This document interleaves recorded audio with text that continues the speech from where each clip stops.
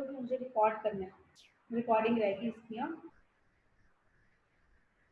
चलो next chapter आपका जो है इसी से रिलेटेड वाला कर लें, that is structure of chromosome, cell cycle and division. आज कर लेते हैं स्ट्रक्चर ऑफ क्रोमोसोम।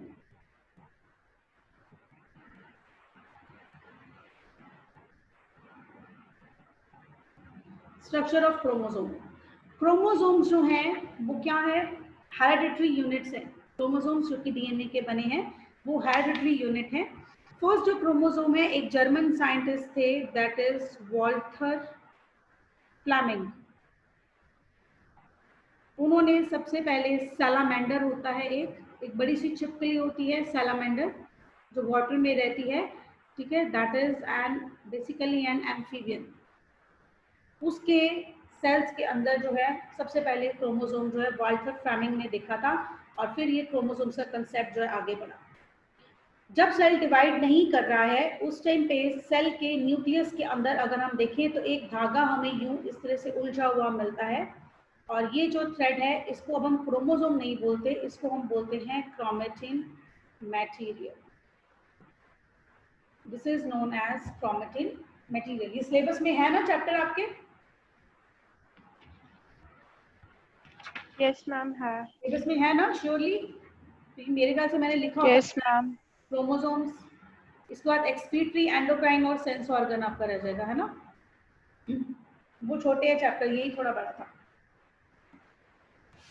तो अगर हम सेल को नॉन डिवाइडिंग स्टेट में देखते हैं तो हमें वो क्रोमेटिन मटेरियल की फॉर्म में दिखता है, और जब सेल डिवाइड करने लगता है तो ये जो क्रोमेटिन है ये अपने आप को इस तरह से कंडेंस कर लेता है, अपने फोल्ड्स बना लेता है, और अब ये इस तरह से क्रोमोसोम की फॉर्म में हमें दिखता है, ठीक है।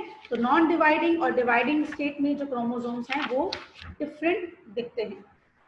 स्ट्रक्चर ऑफ क्रोमोसोम, क्रोमोसोम कैसा दिखता है? क्रोमोसोम के अंदर होते हैं 3 पार्ट्स। सेंटर में जो इसके कंस्ट्रक्शन है, यानी कि जहां से ये थोड़ा सा श्रिंक हुआ है, this part is known as centromere.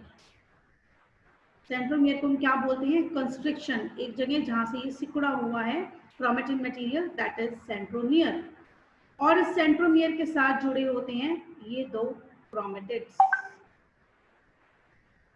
इसके साथ जुड़े हुए हैं ये क्रोमेटिड्स। सेंट्रोमियर के साथ ही एक इस तरह से हुक लाइक स्ट्रक्चर होता है, that is known as kinetochore.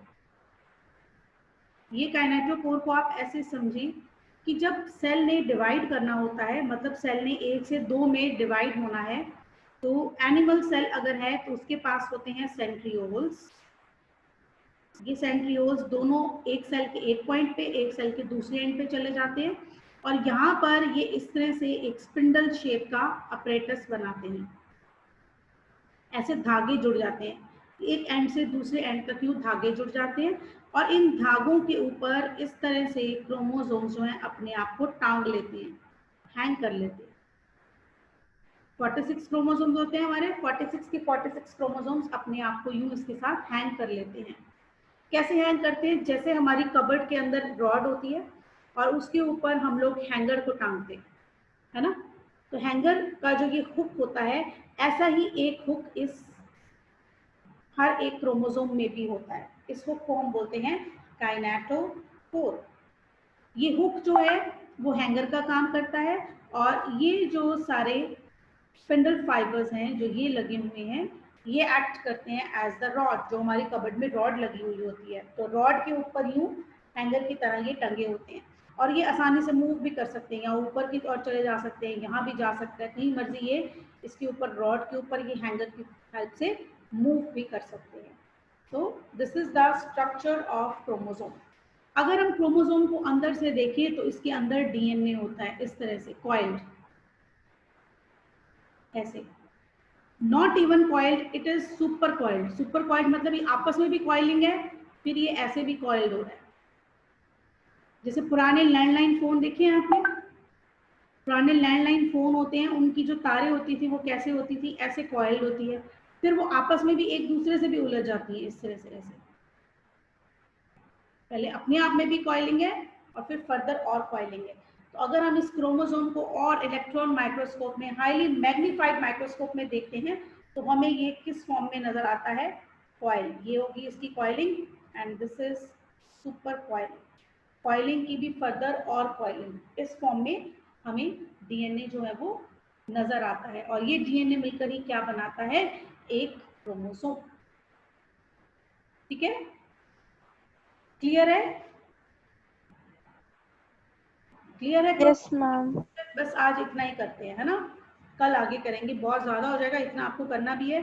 और मैंने मंडे को, क्योंकि जेनेटिक्स वाले चैप्टर का टेस्ट भी लेना है आपका, फुल चैप्टर का।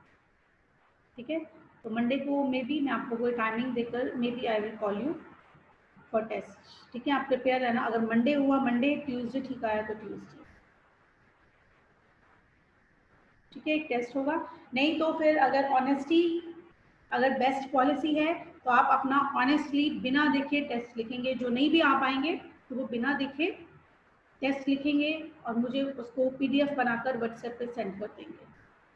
ठीक है, जो आ सकते हैं आ जाएंगे, जो नहीं आ सकते तो कोई बात नहीं। ठीक है, क्लियर?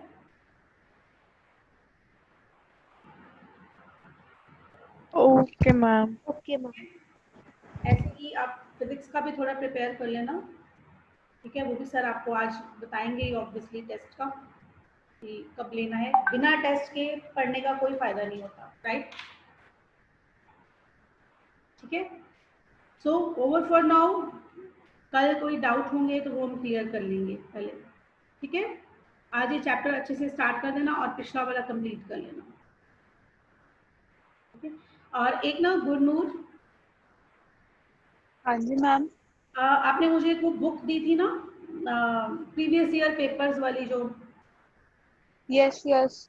है ना? कैन यू हाँ सेंड जी मैम। वो द चैप्टर्स? या मैम क्या?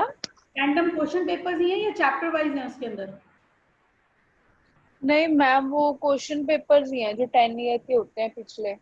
अच्छा, ठीक है, चलो एनीवेज, ठीक है, कोई बात नहीं। Okay, bye for now, thank you.